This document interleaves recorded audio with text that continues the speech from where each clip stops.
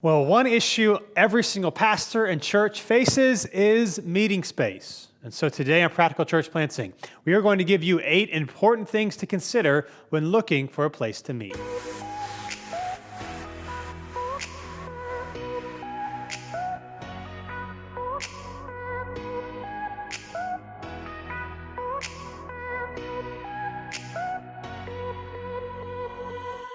Thanks for joining us again today on Practical Church Planting. We're going to be giving you 8 things to consider when looking for a meeting space. If you're a church, you're going to meet somewhere, whether Hopefully. portable or permanent. What are some things to think about and talk through? That's what we're talking about in this episode. Real quick, before we get into that, we wanted to share with you our sponsor for this week's episode, which is Faith Street. Faith Street is for pastors and communities that feel scattered, worn out, and frayed. And if you're wondering what church looks like in 2021 and beyond because of the pandemic, Faith Street is here to help. Faith Street is a new kind of app for churches focused on discipleship and community, not just communications. So it's different than a typical church app. It strengthens people's commitment to the church and each other, and it builds community by prompting prayer, generosity, reflection, fellowship, and teaching as daily practices. So Faith Street is led by a team with roots in the Assemblies of God, Vineyard, PCA, Anglican, and non-denominational worlds. It's built by leaders and for leaders. And so if you're interested in learning more about Faith Street and how it can help your church, go to faithstreet.com/practical. The practical part is important because Practical Church Planting listeners, which is you, can receive 20% off if you connect with them. If you go to faithstreet.com/practical, and they can answer any questions that you have. So that being said, 8 things to consider when looking for a meeting space. This is literally, everything we talk about affects everybody, but this literally affects everybody. Literally everybody. So we're going to talk about maybe some of these might be obvious to you, but we don't like to just do obvious generalities. That's right. So we're going to be talking about our experience with these things and what exactly to look out for as you're looking at these things. The caveat, there is no perfect space. That's true. This is a long story. I won't get into all of it. We were we were trying to do a school, whatever, it wasn't working out. We found this 24/7 space we could meet at, and this one person that I knew, does a lot of church planting stuff, who was like a coach kind of at the time, sent this floor plan. It was like this office park, this office building in an office park to this guy, and this guy told me 7 reasons why we should not move in there. and this guy builds church buildings, and so it's we don't have $1 million budget, Right. And this is not you need to check all these out the box. In your space, in your community, in your context, if you're a church planter, it is not going to be perfect. It's just things to think about in the middle of your imperfect gathering. Yes, good way to put it. Yep. So here we go. Number 1, parking. That may sound obvious. But here's some... But not always. Because here's the thing, you might find a space that you really like, and parking, especially in the beginning when you're just really excited, and you're like, well, we'll just make it work. These are things that you don't just make work. Yeah. And so parking is important because you want people to be able to access the building in a safe way. And I get the whole, in other countries, they walk 2 miles. That's great. People don't walk 2 miles in the United States. Yep. And honestly, they don't have to, because there's a lot of churches in the area, which is great, that if there's a lot of issues with your space, it's not like a persecuted church thing. They can go somewhere else. Yep. And so if you believe in what you do, you should care about these things. So parking is important. How many spots are available? So depending if it's a downtown or wherever you are, if you're excited about the space, can people park there? Because it will limit your... It's a bummer when parking is the thing that stops your growth over other things. Yep. So how many spots are available? How far do people have to walk? Is there a lot of spots near the space or not near the space? Is there spaces where people that are serving might be able to park farther away? And is there enough of it? But is there enough parking? And is the parking lot spaces, are they average size? I just say this because there's the Home Depot here. I have just started a woodworking journey. Oh, yeah. I show Brian some pictures. Separate podcast. Yeah, some podcast for another day. Woodworking podcast. There you go. And it has the smallest spots imaginable. Oh, yeah. Yeah, so it's 5 minutes from the church. Huh. And it's Home Depot, so it's always busy. And it's you have to park so far away because you don't. And I remember Larry Osborne, they're a multi-site church. Forget the name of the church. North Coast. There you go, in California. And they have a couple of sites, and he was saying one time, one of their sites, the attendance wasn't as great. And he happened to just go one Sunday, and he realized they had paved this brand new parking lot or whatever, and the specifications for the parking spots were smaller than... it was up to code, but it was the smaller, so that they could fit more spots. But then people didn't want to park there, especially if you have kids, and it's just So is there enough parking? Is there space? How much of it is there? And is that going to be a prohibitor to your growing in that space? Yeah, the tough thing about parking is, we can hope that people will like the church enough to deal with Yeah. poor parking, but parking is the first thing and the last thing they're going to experience when coming to your church. Like if they can't find a spot, it's the first thing they're going to experience, or if they have to park really far away, or like you said, in awkward parking, or if it's, traffic, like a weird flow of traffic that makes it difficult to get out. That's going to be the first thing they notice when they come in, and it's going to be the last thing they remember when they leave. Yeah. Those are the bookends of their visit. And so, we can hope that things will work, or we can, it seems like of all the things, I think it's the quickest one that we're willing to sacrifice for a good space, because you may find a really good space that has poor parking. But I would encourage you to think twice, 3 times, and 10 times before sacrificing parking for something else. Yeah, and for our space that we're in right now, parking is not the best. That's true. But it was, one of the reasons when we first found out that this could be a space for us, I just assumed it wasn't going to work out, was because of the parking. Mm-hmm. So like we came on a Sunday morning when there's a church here. We have a parking flow. Like we have plenty of parking, but it's just kind of awkward. And we're off of a main street. The church itself is not the main, like there's through traffic, not Main Street through traffic, but like there's like these 2 side roads next to us. So it can be kind of weird and awkward. Fortunately, there's plenty of parking, and leaving and coming, there's not traffic to get in and out. Like you can leave pretty quickly, but we have people in the parking lot. We have flags and signs to do the best we can, because again, beggars can't be choosers, and our area is expensive. We outgrew our space, but it was a serious consideration, and we found our way to make it work. But don't just think, we'll figure it out, we'll make it work, because parking will actually be a big prohibitor if it's just hard to come by, or it's awkward, or it's far away. Yeah, no, that's a good point. It's not like we're saying don't choose a space unless it has the perfect parking situation. But if it seems to be a more unfortunate or more difficult parking situation, make sure you have a plan of what you're going to do before you sign the lease. Like don't assume you'll figure it out later, because that was one of our concerns. Is we pretty much at first wrote this place off because of that reason in the beginning. But then once we, a few came here on Sundays and looked at how it would work, and we figured out that because of some parking lots that were surrounding, it would be able to work, then we decided to move forward. But that was something we decided before we decided we would move in. And it was interesting, when we launched New City in 2017, we ended up, like I said, moving into this building because there was community centers, schools, just kept getting a bunch of no's. There was one potential option, and that was a private school, and kind of close to our area, and it was a potential option, but the parking lot to where the actual meeting space was, like you couldn't even see it. Oh, yeah. And it's not that it was afar, but they had like these trailers and stuff. So it's like if you drove in, you wouldn't even know, am I supposed to come in? Where's everybody? Is anybody here? It just was weird. And so you want to be able to find, make sure parking is doable. So even if you have spaces, if it's like really far away, that also isn't great. Yes, true. And get a second set of eyes or a third set of eyes, because you might become so in love with the space that you that you develop blind spots to some of these issues. So have other people come look at it too. This leads to number 2, location. Now, this might sound obvious, but again, in your excitement to find a space, you got to be thinking long term. Is this location good? Now, we've talked about one of my big pet peeves in church planting is when people say they're planting in like the major city and they're not. Oh yeah. I get it if you're moving and people don't maybe know the town you're in, but like when they're like doing Facebook ads and stuff, like we're in Raleigh.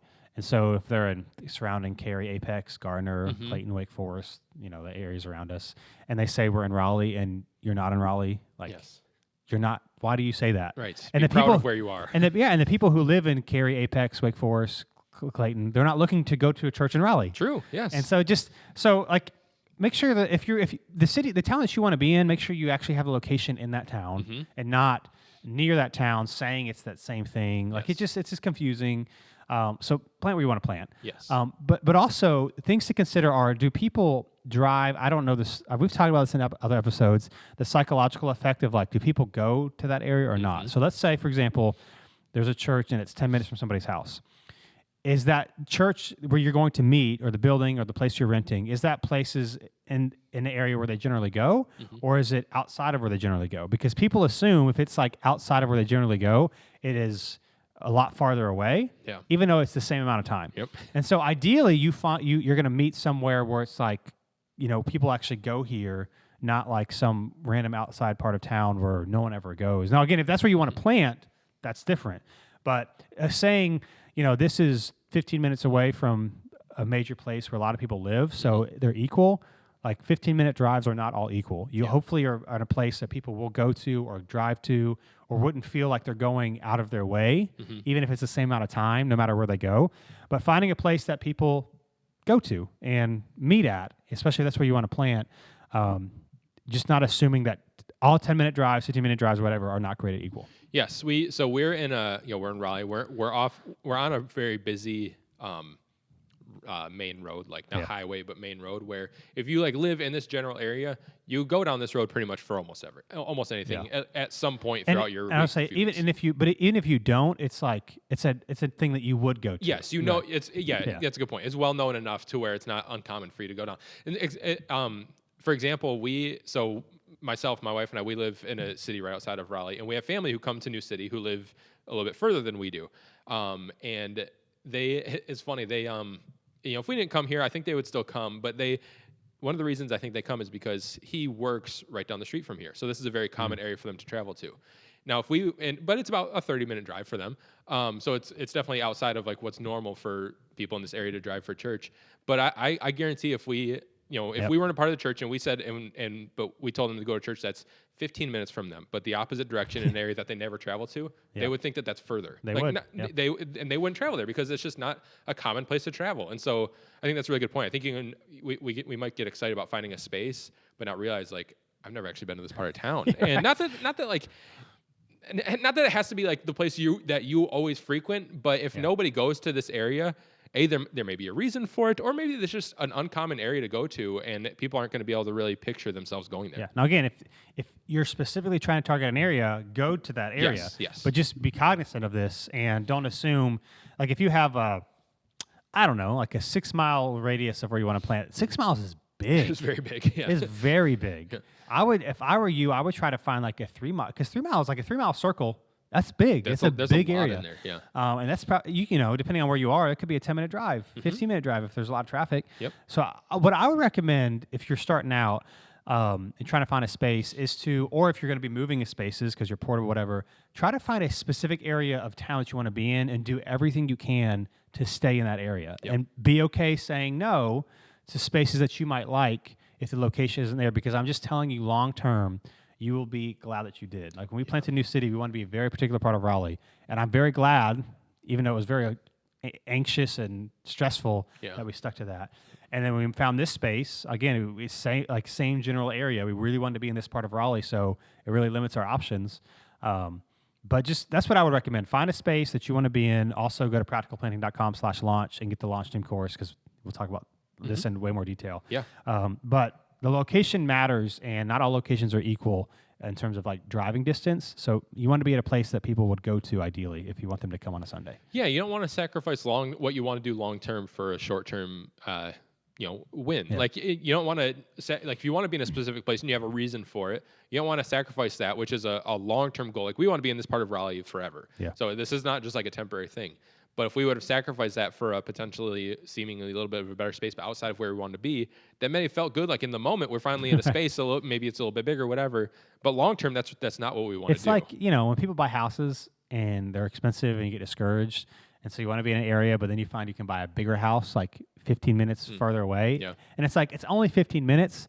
But then I have had friends that do this, so I have seen this firsthand. That 15 minutes gets tiring after a while, because in addition, and you got to do it every single day. Yeah. And so it's like, well, I can get a bigger house, but it's not, the size of your house isn't the only thing that makes a house a place that you want to live. That's true. And it's the same thing for churches. Like you can get something maybe really nice, maybe not where you want to be. And like we said last episode, talking about, questions church planners should answer. Like, what do you want the church to look like in 3 years? Your location will have a big part of that. Yeah. Even if it's not maybe you're going to sign like a year lease, let's say, or whatever. It's not going to be long-term. If you're moving, locations 10 miles apart, you're going to lose people. Yeah. So, it's funny. We moved. How far would you say we are from our previous space? 7-minute drive. 7 minutes. It's And, probably like a mile and a half. I was gonna but it's say, like, yeah, like as the crow flies, it's very short distance. Yeah. But we Probably had not, probably not even a mile if it's just Yeah. aerial. But like we had multiple Yeah. people, not that we lost, but that had like actual conversations. As the crow flies, I like that. Yeah, you never heard that? Yeah. Oh yeah, as the crow flies.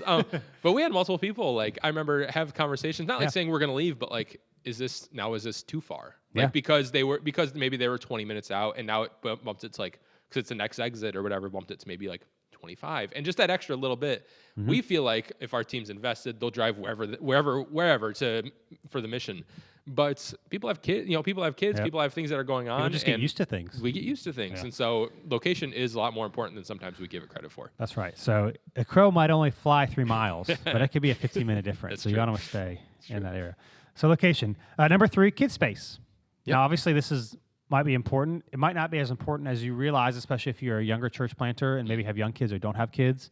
Finding a space that like a bar or a warehouse, or like a small one or whatever to rent out or something like that. And it's great, but there's no place for kids. And if you want a place for kids, thinking, well, we'll just set something up. Like most parents, especially if they're new or not invested to the church, like they're not going to like that. Yep. And so you may not have a lot of kids, but you need to be thinking about what are we going to do if we have 10 kids. Again, if you're thinking long term for a year or two to be in the space, like, can we have 10 kids somewhere, 15 kids somewhere? Yeah. What are you going to do about kid space, and where is it going to be? And hopefully, I mean, for us at our first space, it was really small, so the kid space was in our little building, but then we just didn't have room.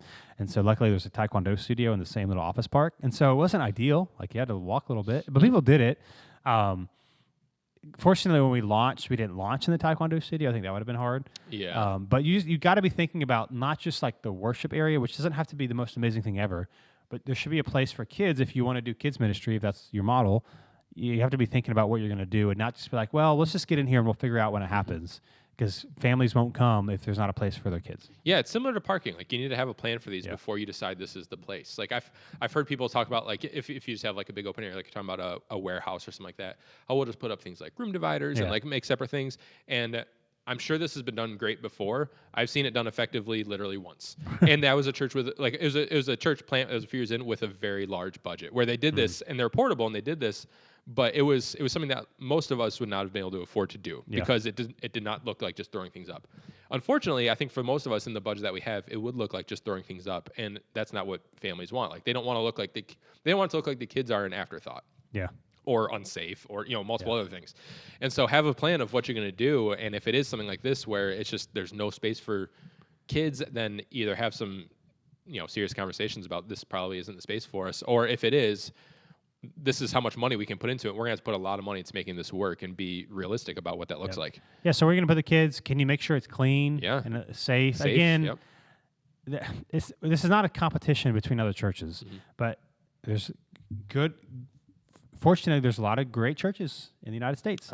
And so if your kids' area just is trashy and dirty and looks like an afterthought, parents will go somewhere else. Yep. So there's such a huge there's such a huge difference between like a kid's space that has like a ton of money poured into it and one that's done very cheaply but good.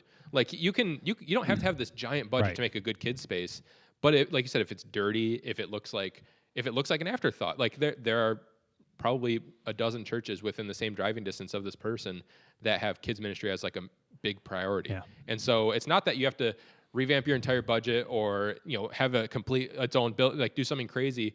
But is it going to be safe? Is it going to be clean? Is it something that you would be comfortable dropping your kids off, and maybe ask a few others because you're most likely going to be willing to make a lot more concessions than other people. Yeah, you will make way more concessions. And it's again, like it's not about a big budget, but like, are you intentional with it? Because you can do a lot with it. Does it look like you have just put time and effort in that you care, and that there's just space for the kids? So. And if you don't know, ask someone to come help. Like if this is not your strong suit, if you've never done anything with kids before, and your spouse is the same way, if you're just like, this is out of my wheelhouse, get someone in to do it, and don't just assume that this is something we can just wing. Yeah. That's number 3. Number 3. Number 4, bathrooms. No, this might sound obvious. You gotta have them. But we've had some, interesting. Our first space was small, and there was 3. How do you call not single stall, but like single restroom, single use? Yeah.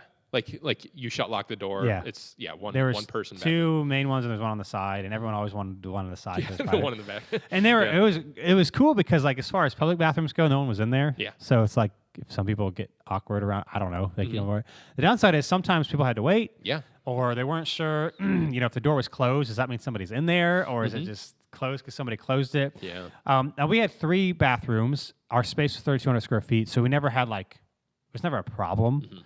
If we had 2 bathrooms, maybe it would have been a problem. Yeah. But it wasn't like ideal. Our new space has like real bathrooms, so that's good. Yep. And we have to figure out a way to put music into it, so that made it awesome. Some ambiance. But is there like bathrooms to use? Is it, can you make it look clean and look better? Is there going to be like a long line? Like, just like, what does it look like? Again, you're going to make a lot of concessions that other people might not. So what is the bathroom situation? And like, if it's like an open space, for example, like a bar or something like that you're using or whatever, and you have your auditorium, like, is your bathroom doors in the auditorium? Yeah, that's good. Because that's people good are going to go, you're going to hear the toilet flush. And so you want to be thinking about, how can you make that not distracting as well when you're looking at a space? Yeah, and I think also if you're portable, figuring out what the bathroom situation is. If you're in a school, obviously they're going to have good bathrooms and stuff, but figuring out, is that far away? Is it far away? Yeah, like I know for most of pretty much everyone, like you don't necessarily get the entire school building. Yeah. And so like, is it going to be in the area that you're meeting, and are you responsible for it? Are they responsible? All these things that I think we can, kind of similar to all the things you're saying, we can overlook because of a lot of other good things. Yeah. But if someone can't find a bathroom, that's like, if someone's brand new, especially if they're not the most extroverted person in the world, the last question they want to ask someone when they don't know anyone is, where's the bathroom? Like, so is it easy to find? Or if it's not, are we able to put signage up? Is that an option in the facility we're in? But just make sure bathroom's easy to get to. It's not gross. And if you're in like an elementary school, is it only just the really small? That's a toilets? good question. Yeah. Can you have access to ones that aren't? I don't know. Yep. But just be thinking about that. Where are they located? If it's in a big open room, that people might be coming in and out during the sermon. Is that what you want? And so you just want to consider, is there enough of them? Are they clean? And are they in an accessible and non-distracting location? You want to think about that. Yeah. The meeting space. Number 5, number of chairs. How can you fit? Can you fit in the auditorium? Yeah, or I would say, can you fit comfortably? Yes. So if you're like doing the setup tear down thing, what does it look like? And I would even say small is okay. In fact, if you have to choose between too small and too big, I would choose too small. Our first space was too small.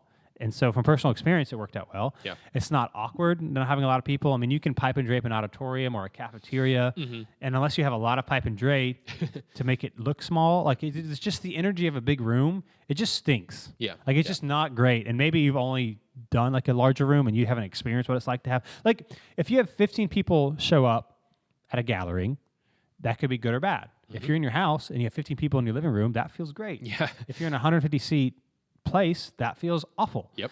And so how many chairs can you fit comfortably? If it's a place where you can only fit like 40 chairs, that's probably not good. Yeah. But if you can only fit 80, I think that's fine. If you can fit 100, that's fine. I would just say too big is a problem and too small is a problem. But I think for most church planters, you're not too small is probably not going to be a problem. If a space can only fit 20 chairs, you probably shouldn't be using it anyway. Yeah. Right. But the good thing about it smaller is that it can build momentum, excitement, and it can allow you to go to 2 services soon. So at our old space pre-COVID, we went to 2 services with, 100 people total. Something like that, When we started going to 2 services, which we never would have done at a normal space. But we had, there was energy, we ran out of room, maybe more. I don't know. I don't remember the numbers were. But it worked out really well. And so how many chairs can you fit comfortably? And don't be afraid of it being a little too small because you're not going to rapidly grow. We said this in the last episode. You're not going to go from 0 to 500 in 3 years. Like that happens. It's not going to happen for you. Right. That's just not a normal thing that happens. So don't worry about it. Piece of it. But as long as you can fit context is so big. So I don't know. Maybe this is not a good answer. But like 50 to 60 chairs, you can go to 2 services. You're not signing like a 10-year lease. Right. Figure things out as they go. You want to think about the future, but you don't want to think about too far into the future and not thinking you want to be able to get to where you're going and not think not have where you're going to be so big that you never can get there. I don't know if that makes any sense. Yeah. But how many chairs can you fit in comfortably? You want to count. Yes. Odds are you're not going to stay in the same in the place from day one past, I don't know, a few years in. Yep. I don't know the statistic, but you're not going to be there in 10 years unless you really want to be or you have not grown at all. Most likely you're not going to be. And so yeah, I think it's okay to err on the smaller side. But honestly, like if you're worried about getting too small, it's unlikely that places that are too small are even going to be places you're considering. You know, because you know that they're too small. Like if someone offers up a bar and you're looking at it and you're like, this, we're not going to fit the amount of chairs, then you probably don't even need to worry about counting the chairs. Like if you feel like it's too small, it's probably going to be too small. Yeah. But yeah, see what fits. I mean, and see what fits before you sign. Like because you may not have the best gauge of what fits in a room until you actually get chairs down in there. So if it's an existing church, obviously it's easy to tell because you can count. Or like if you're portable and it's an auditorium. But if it's not, if it's something like a bar or warehouse, then it might be a conversation of with the landlord of, I need to get some chairs in here to figure out how many people can fit. Because if this isn't set up already as an auditorium, I might not actually really know until I get down, figure out what aisles are going to look like and things like that, and then have a better idea. So it might be a little bit more of a process, but figure out how much you're going to be able to fit, I think is going to be pretty key. Yeah, and there's momentum in going to 2 services if it's kind of small. There's even momentum in moving. You don't want to move every year. Yes. But like, hey, we've outgrown our space. That's Totally. really cool. People will celebrate. People will give to that. And so don't worry about finding some massive big space. Smaller can actually be a lot better. Yep. So how many number of chairs can you comfortably fit is something to consider. Number 6, the lobby/gathering area. That's a side note. We had someone do Next Steps for the first time this past Sunday, and he did a great job. It was awesome. Yeah. Which is good because you want to have people that can do it well. And I guess the church tradition he grew up in, he called it a vestibule. Yeah, We called our lobby a vestibule. So because we do you come up sometime in the beginning of service, and then you also end the service by saying, "Connect with us again," or giving, and meet me at the teal wall. We have a teal wall in our lobby. He said, "The vestibule." So I was just like, "We got our attention," because we know what you're talking about, but we don't know what you're talking about. Why am I saying this? Lobby is what we call it. Whatever you want to call it. Vestibule, Northex. Is that what it's called? North. Oh, what's the word? That might be it. A Northex. Never heard that? No. What does that even It's mean? probably not Northex. It's probably something very close to this, and as you're listening, you know exactly what I'm talking about. We'll look it up after. Atrium? Well, atrium. You ever heard of that? Well, I don't even know what you're trying to say. I'll Google it after. Not even close. Or maybe I'll Google it while you're talking so I can get this right. So what does it look like? Is there enough space for people to hang out and gather? And even think about the parking lot, too. At our old space, our lobby we took down this wall so we could have some space to gather. But we also used our parking lot, which at our old space, there was no traffic except for us, so that was helpful. But again, when it's really hot or really cold, you got to consider that. Yep. But is there enough space where people can, I would just say a good number of people can gather indoors. This is not COVID related, just to hang out. Yeah. COVID's not going to be here forever, so I wouldn't be worried like trying to find a building that's COVID safe. 3 years. I would just I wouldn't let that be your determining factor. But is it open and is it easy to talk to people? Like if there's lots of counters and stuff like that are in the way and it's just like awkward to have conversation, but trying to find a space that's a little bit open is helpful. If the auditorium, you don't want a massive auditorium, but like if there's even like the church that we sent out, they have some side rooms, but they really don't have but you can kind of hang out at the back of the auditorium. That works too. But just like having an open space where people can talk and congregate is really important. And so I would just consider that in your lobby gathering area or whatever. Is there like an entrance area where people can hang out? Yeah, it's really interesting. The first building we were in, when we moved in, there was already a church there. And this will be kind of hard to explain, but when we moved in, Dylan, correct me if I'm wrong, but their lobby was like in the opposite end of the building than we ended up using. Right? It was in the kid space. They didn't have. It was a hallway. They pretty much didn't have one. It was just you walk into a hallway. And so we looked at the space and we're like, this space is pretty decent, but there's no lobby here. So we convinced the landlord to let us tear down a wall and create this bigger lobby, which honestly, by the end of it, like our lobby was too small. The lobby we created was too small for. I mean, that's one of the reasons we moved.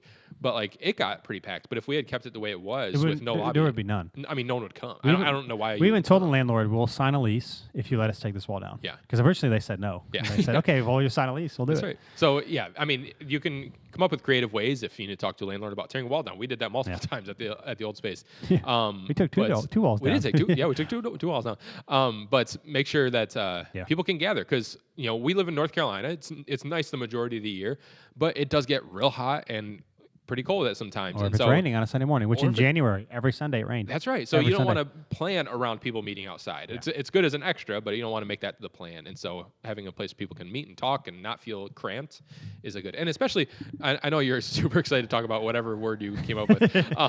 But you don't want to plan around COVID, obviously. Yep. But this is going to be a thing that even like once vaccines and even if like masks are no longer a thing, it's going to take a while for people to get back into like being willing to be in like cramped areas, Yeah. like not just in crowds, but like if like, and I think about in our old space, there was times where it was like, it was pretty cramped in there where like, even if you're pretty comfortable with things, especially coming out of this, it'll take a while for people to get to the comfort level they were before, I should say.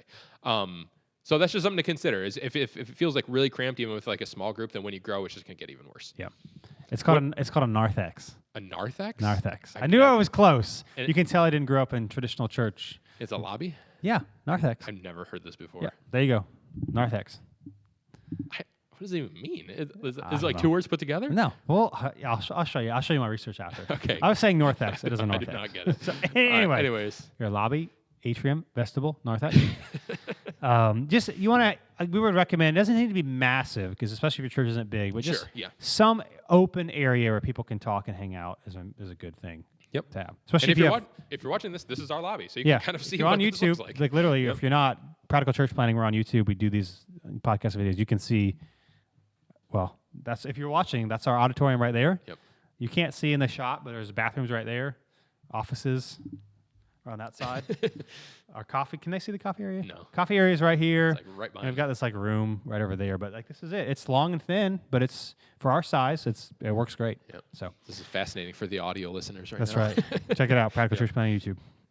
So that was number 6. Number 7, staging. Again, this might sound obvious, but both of our locations, you want people to be able to see the band and the pastor. Yes. So this place is a short stage. Other space is a short stage, which is fine. Like it hasn't been not being able to see. Yeah, it's fine because of our auditorium setup. Yeah, and because of the setup and that sort of thing. Although at our first space, it was literally just like kind of like this lobby. It was just kind of like long and thin. Yep. And so just as a side note, if you don't have a tall stage, what you can do is you can stagger the rows, so they're not like you're not seeing the person's head in front of you. You're like in between, if that makes sense. So like a 3-inch difference on both, or 6 inches.